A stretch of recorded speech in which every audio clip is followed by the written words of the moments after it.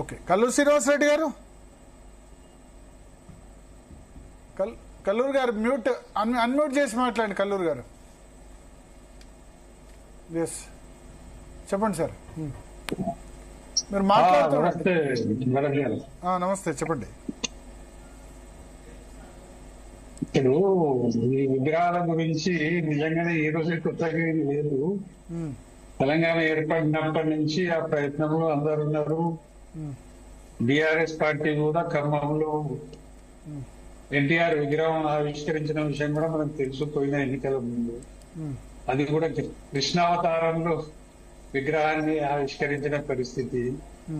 ఇవాళ రేవంత్ రెడ్డి గారు జూబ్లీ లో మేము హామీ ఇచ్చినామని చెప్పి అమీర్పేటలో ఇప్పుడు ఇంకో ఎన్టీఆర్ విగ్రహం అయింది. సరే, ఏదున్నా అన్ని ఇప్పుడు ఉన్న ప్రధాన రాజకీయ పార్టీలు భరత్ గారు తెలంగాణలో 3 రాజకీయ పార్టీలు కూడా ఏది అంటే టాప్ బ్రాస్ లీడర్షిప్ దీని మీద ఇంతవరకు మాట్లాడింది లేదు.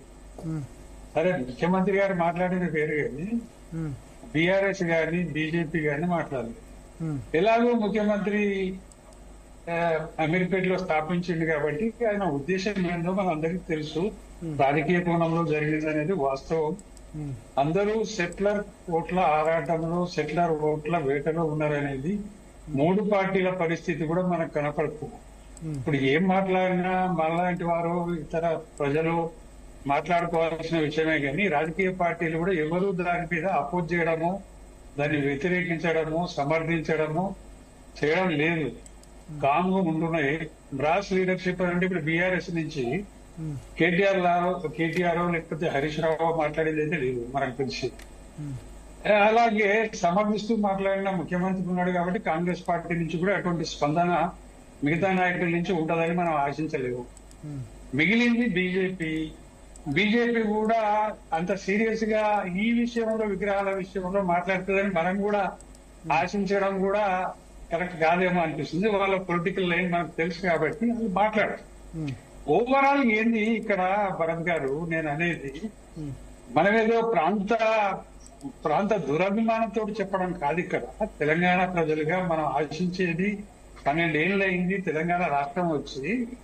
దాని తర్వాత తెలంగాణ ఐడెంటిఫికేషన్ లో కేసీఆర్ ప్రభుత్వ హయాంలో ఏం జరిగింది, రేవంత్ రెడ్డి ప్రభుత్వ హయాంలో ఏం జరుగుతుంది అనేది ప్రియారిటీ. అంతే, అదేదో మనం ఆంధ్ర వాళ్ళకి వ్యతిరేకమైన ఇంతవరకు వ్యతిరేకమని కాదు.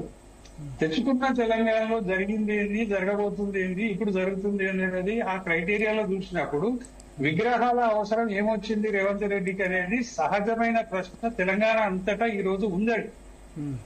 మరి ఆయన జూబ్లీ హిల్స్ ప్రజలకే హామీ ఇవ్వచ్చు, జూబ్లీ హిల్స్ కాన్స్టిట్యున్సీని అది పెట్టవచ్చు, కానీ ఇంటెన్షన్ ప్రభుత్వానికి ఏంది అనేది మాత్రం తెలంగాణ ప్రజలకు అంతటా ఎవ్రీ కార్నర్ లో ఈ రోజు చర్చ ఉంది.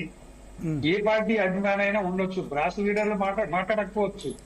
అది బీజేపీ క్యాడర్ అయినా లేదంటే బీఆర్ఎస్ ఉన్నప్పుడు